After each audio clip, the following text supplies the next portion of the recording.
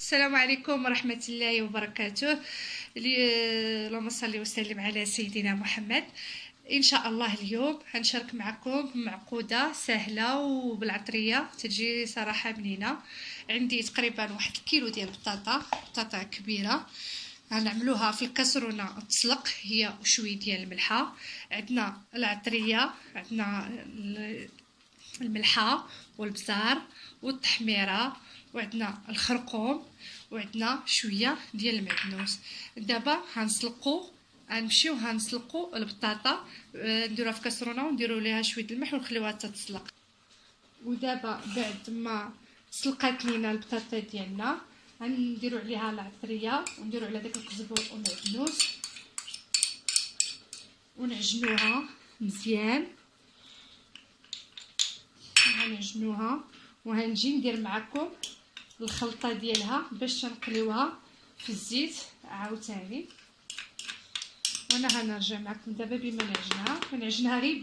ودابا بعد ما عجنا البطاطا ديالنا بالعطريه ديالها والمكونات ديالها، ها هي عملناها هنايا. هنا عندي 5 ديال المعالق ديال الطحين، عندي خميره حمراء، عندي شويه د الملحه، عندي خرقوم عواد، عندي 2 بيضات، عندي تحميره معلقه. دابا غنخلط الخليط كله هنايا.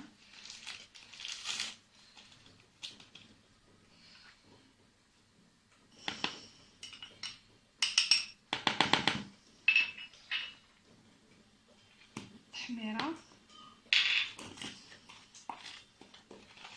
مزيان، نخلطوا الخليط ديالنا حتى تنتجس لينا العطريه كامله. ونعملوا دوك 2 بيضات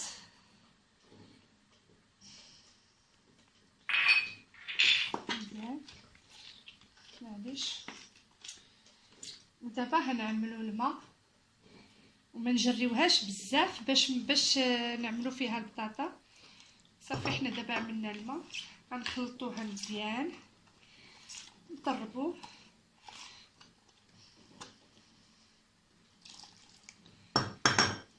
انتي هتشوفي حتى يجيك الخليط.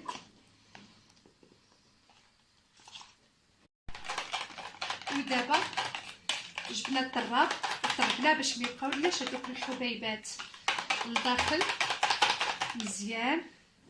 بهذه الطريقه راني زدت واحد شويه ديال الماء وصافي. دابا غنشكلوا الكويرات ديالنا وغنمشيو نعملوا الزيت في المقله وغنمشيو نبداو المعقوده.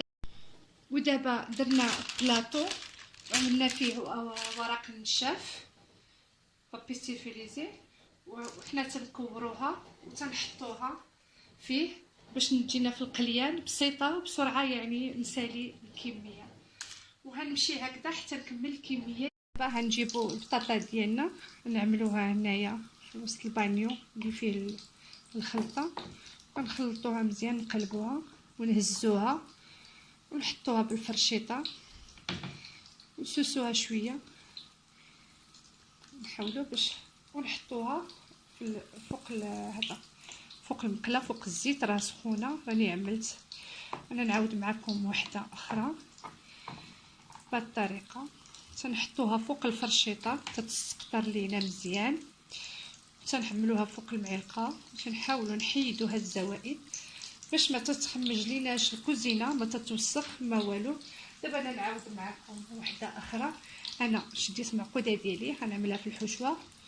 الخلطه ديالنا صراحه تجي هائله وغزاله. ونحطوا المعقوده ديالنا فوق لافورشيط ديالنا بهذه الطريقه ونسوسو، نحيدوا هاد الزوائد ونجيبوها ونحطوها في المقله.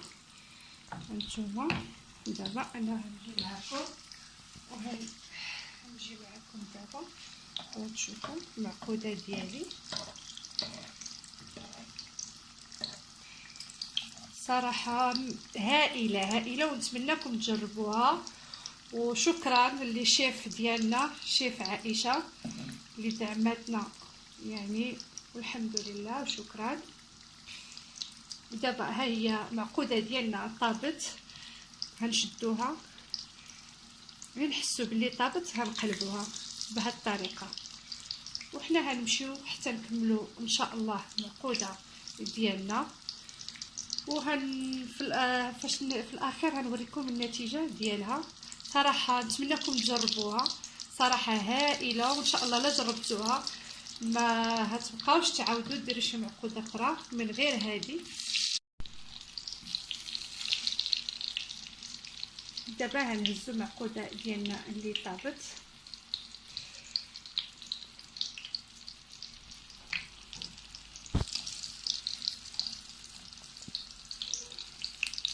صراحه انا بعتها كل وحده على بعضياتها باش تشوفوا تبارك الله ما خارج منها ولا شيء. ها معقوده ديالنا.